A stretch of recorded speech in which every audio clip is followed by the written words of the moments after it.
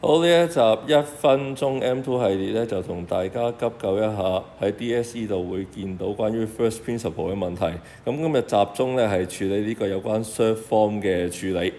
無論佢點樣問咧，大家第一步咧都會寫翻低啦，個 f(x) 加 h 啦，同埋個 f(x) 之間相減咧呢一條式嘅。好啦，咁遇到 Cert Form 嘅話咧，其實咧我哋只係得一條橋要去處理嘅啫。就係乘翻個 conjugate 啦，大家會見到咧呢一度減號，側邊乘翻出嚟嘅咧係加號，咁原因咧係運用咗咧 a 減 b，a 加 b 乘埋咧，咁會出到 a square 減 b square 呢一個咁嘅特性啦，咁就令到啲 Cert Form 會自動抵消咗。咁如是者咧，應該你會見到咧稍後